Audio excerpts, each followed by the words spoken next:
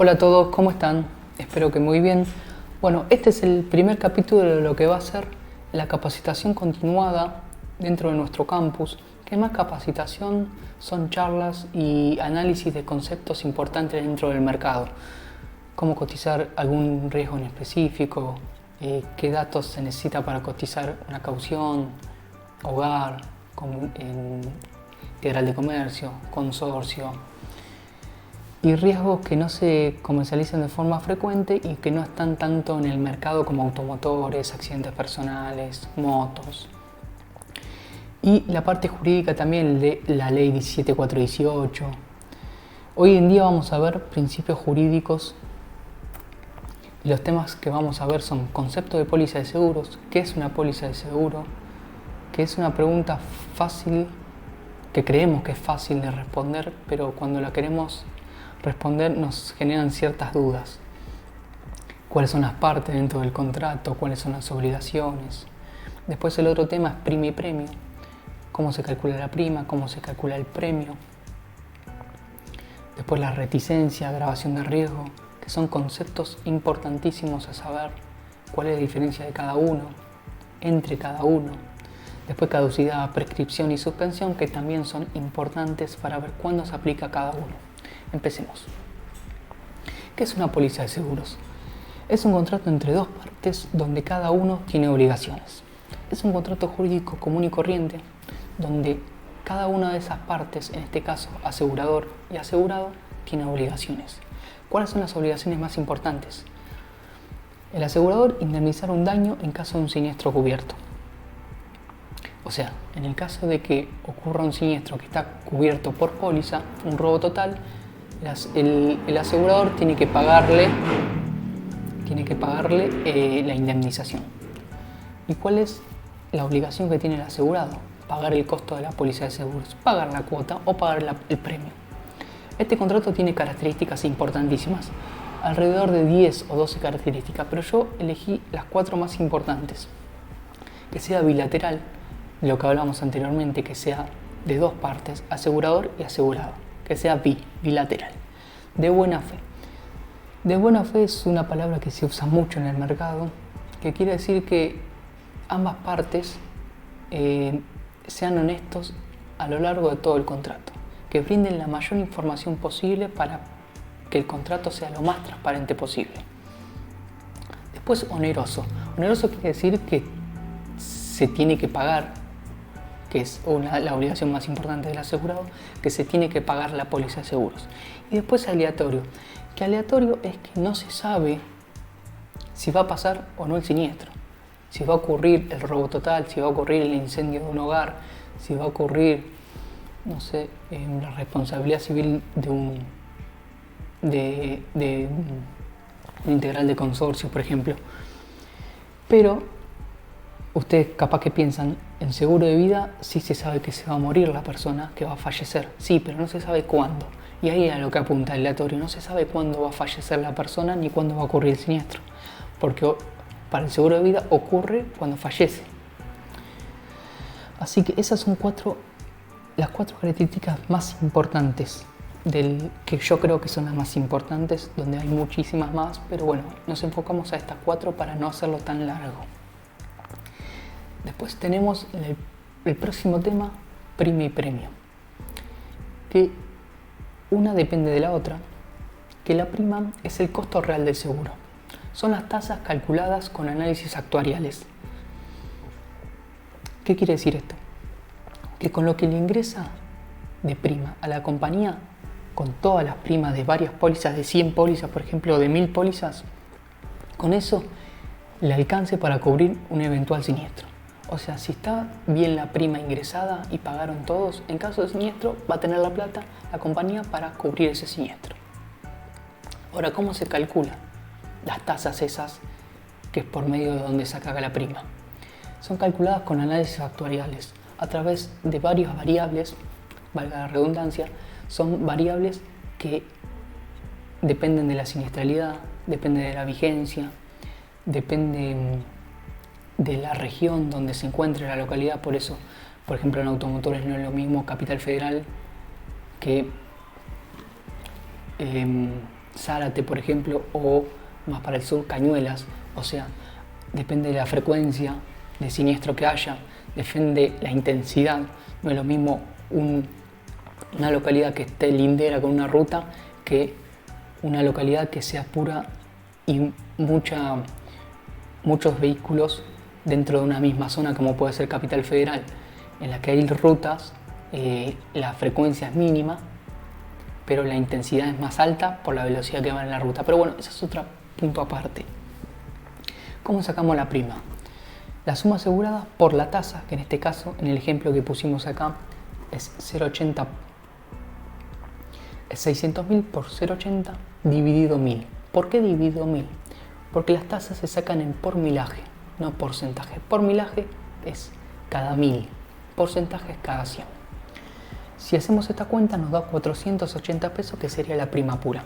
Existen varias primas: prima pura, prima técnica, prima de tarifa, pero yo lo simplifiqué en una sola, que es la prima pura.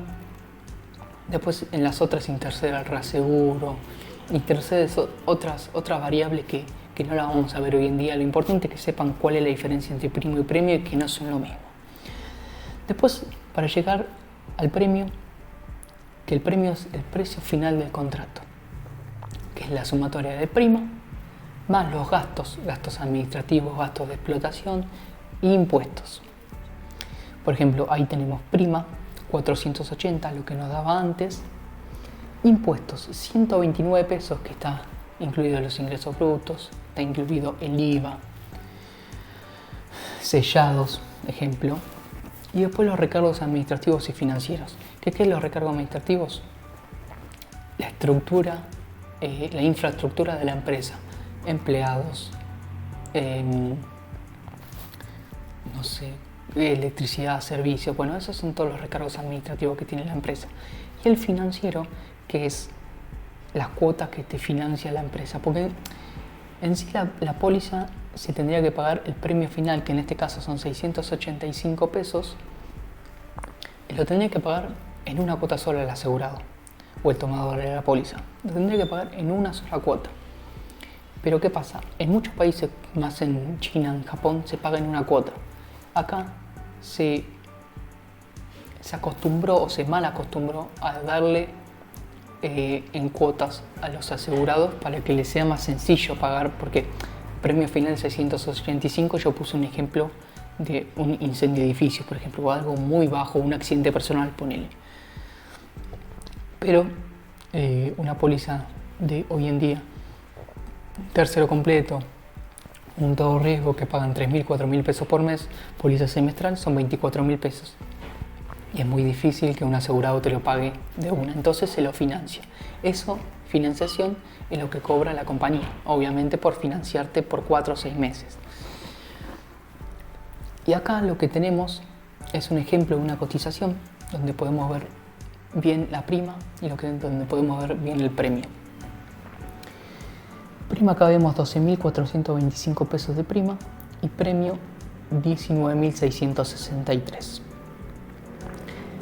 Y acá podemos ver un simple ejemplo, 24 millones, eso es un integral de consorcio de propietarios, acá está la foto del consorcio, 24 millones, la cuenta sería 24 millones por la tasa dividido 1000. Y eso te da 6 millones. Si quieren puedo comprobarlo. Después, por ejemplo, responsabilidad civil comprensiva, tanto, cristales 7000, da 350 de prima. Después RC Linderos, tanto, 75 de prima. Bueno, todas esas primas de cada cobertura que se hizo, por eso se llama integral de comercio, porque integran varias coberturas. Nos da de prima 12.425. Después, para pasar de 12.425 a premio de 19.000 pesos, es mucha la diferencia. Está incluido el recargo administrativo, de lo que estábamos hablando hace un ratito, derechos de emisión, que siempre no es un porcentaje, sino 50 pesos, usualmente 80, 40, hay algunas compañías que no te lo cobran. Después están los adicionales financieros, que es de lo que hablábamos, de los recargos, los sellados, que dependen del provincial, municipal, los impuestos municipales también, todo impuestos, ingresos brutos y IVA. Y vemos que pasamos de una prima de 12.425 a 19.000, que es muy grande, es casi un 20 o 30% más, o más, 30% más, que es mucho. O sea, nunca, por eso mismo muchas compañías cuando vos le pedís una cotización te dicen prima tanto más impuestos. Trata de siempre pedirla premio final, porque cambia mucho para las compañías, porque no te pasan el premio final, porque capaz que cambian los sellados, capaz que cambian ingresos brutos, no es lo mismo ingreso bruto de capital que de Gran Buenos Aires o que de Tucumán, por ejemplo. Y eso depende del tomador donde se radique y la localidad del mismo tomador. Por eso mismo, siempre pidan premio final, y si no, usualmente es un 27-28% más, pero bueno, siempre pidan premio final, o si le pasa prima y no le pueden pasar el premio final, la aseguradora, siempre al asegurado díganle la prima más un 30%, y que díganle siempre aproximado, no digan es el premio final. Aproximadamente, si lo haces en cuotas, en 10 cuotas, son 500 pesos por mes. Aproximado. Después de 530, está todo bien porque es aproximado. Ahora vamos a estos dos conceptos muy importantes dentro del mercado, que es la reticencia y la agravación de riesgo, que se da muchísimas veces y que se confunden la reticencia con esa agravación. ¿Qué es la reticencia? Es la información o declaración falsa en la etapa de la propuesta, eso es importante, que hubiera impedido o modificado el contrato. Información o declaración falsa. Un ejemplo fácil para que lo entiendan, que siempre la definición, después de la definición me gusta dar un ejemplo, es un asegurado viene, o un posible asegurado, un asegurable para hablar bien, viene que quiere asegurar el auto. Tal auto, uso particular, año 2008, tercero completo, 1.500 pesos por mes, te lo paga la primera cuota, excelente, con tarjeta de crédito. Pasan 3 o 4 meses y el asegurado tiene un siniestro, una responsabilidad civil. Por ejemplo, chocó un vehículo. Haciendo el peritaje de la compañía, porque la indemnización o los reclamos eran de suma alta, se dan cuenta que el asegurado lo utilizaba para remis. Las compañías averiguan por todos lados, donde tengan una oportunidad de poder conseguir información, la van a conseguir. Y da que el asegurado siempre fue remisero. Siempre utilizó el vehículo desde antes que tome la cobertura, utilizaba el vehículo como remisero. Ese es un problema. ¿Por qué? Porque juega la reticencia. Y ahí es donde entra en juego la reticencia, que es información de declaración falsa en la etapa de la propuesta. O sea, antes de emitir la póliza ya empezó mintiendo y no cumplió con una de las características más importantes, que es la buena fe, por el cual hace nulo el contrato. La reticencia hace nulo el contrato, o puede rechazar el siniestro, obviamente, y recotizar la suma asegurada y las tasas y cobrarle de vuelta lo que corresponde, pero el siniestro está rechazado. Después tenemos la agravación de riesgo, que es similar, pero es una carga informativa por parte del tomador, donde tiene que informar si la exposición a riesgo cambia. Por ejemplo, vamos al ejemplo de vuelta. Un asegurado asegurable viene, asegura el vehículo, uso particular, al tercer mes empieza a trabajar de remisero. O sea, la póliza ya estaba en vigencia. Los primeros 2 meses está perfecto lo que hizo, uso particular, lo usaba para pasear. Al tercer mes empieza como remisero y no avisa a la compañía, no avisa. Ocurre lo mismo, un siniestro, está rechazado, porque la exposición a riesgo es mucho más alta al ser remis. O sea, la frecuencia, la exposición en el sentido de que está más en la calle el vehículo, entonces tiene más probabilidades de que ocurra un siniestro. Entonces está rechazado. Y acá abajo vemos que la principal diferencia entre estos dos conceptos es que la reticencia es antes de celebrar el contrato, en etapa de propuesta, mientras que la agravación de riesgo es durante la vigencia de la póliza. Es lo que dijimos realmente. Pongo ese ejemplo porque puede ser de buena fe o por omisión de datos, de que el asegurado no sabía, en el caso de agravación de riesgo, no sabía que tenía que declarar porque era remis o porque era particular. Igualmente está rechazado. Lo dicen las cláusulas generales. No es lo mismo pagar un uso particular que paga 2.000 pesos que una cobertura de remis que pagan 5.000. Y además que hay muchas compañías que no toman remis, que por política de suscripción no lo suscriben. Entonces quedaría muy anulado el siniestro y muy anulada la póliza también. Y vamos con los últimos 3 conceptos que vamos a ver, que es caducidad, suspensión y prescripción, que esto está en toda la ley 17418, cada uno tiene sus artículos, pero no lo quería aburrir con el tema de los artículos de la ley.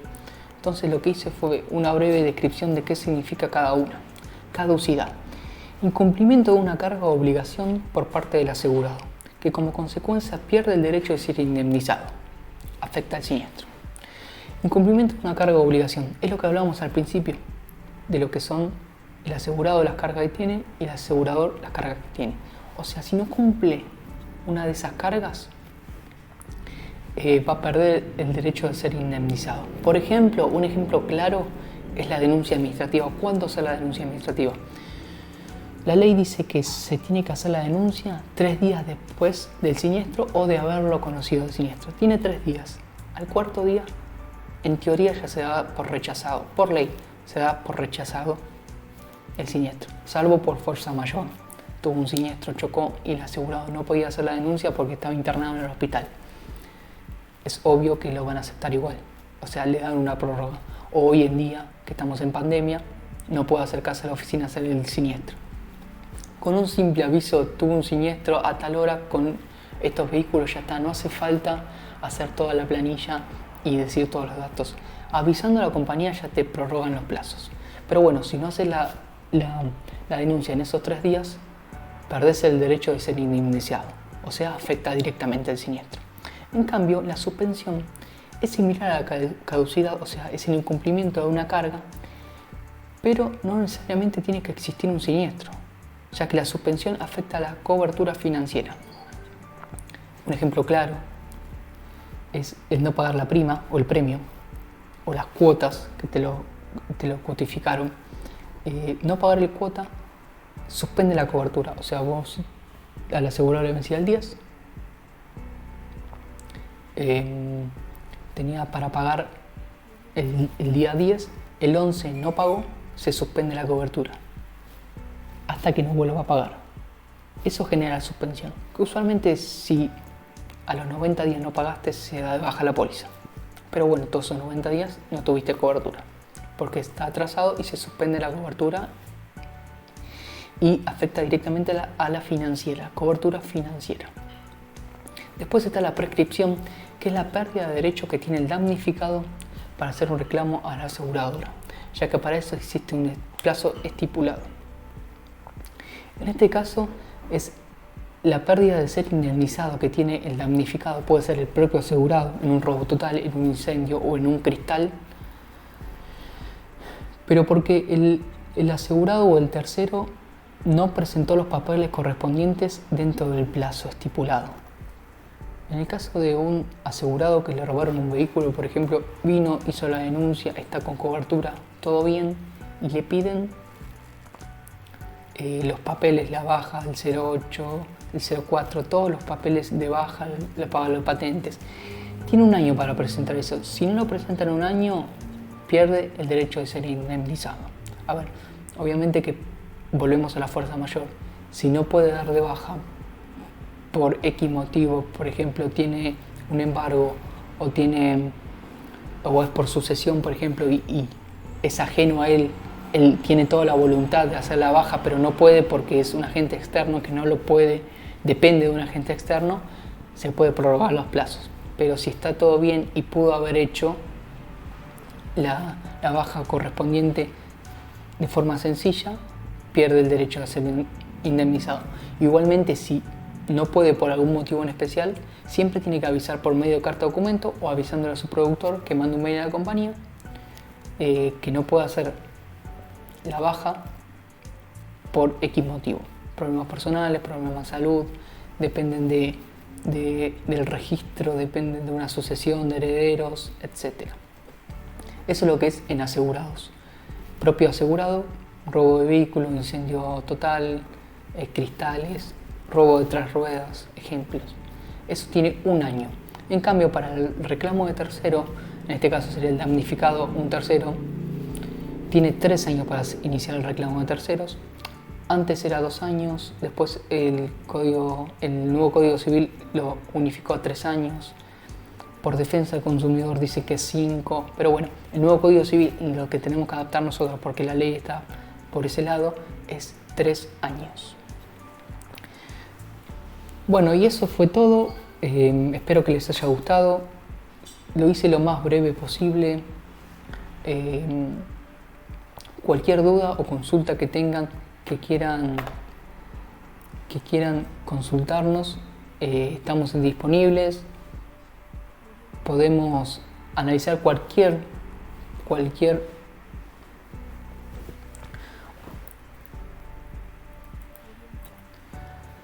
Bueno, y esos fueron los temas de hoy. Espero que les haya gustado, les sirva de información. Van a estar siempre en la web estos videos para cualquier duda que tengan. Cualquier tema que quieran analizar, estamos abiertos, no hay ningún problema. Quieren analizar seguro de drones o lo que fuese, algún concepto en especial, lo analizamos. Nos hacen preguntas y nosotros subimos los videos explicándolos. Siempre vamos a traer una persona que sea directamente del riesgo, por ejemplo caución, algún ejecutivo de una compañía, para que explique de forma correcta. Así que bueno, muchísimas gracias por todo, los espero en los próximos videos.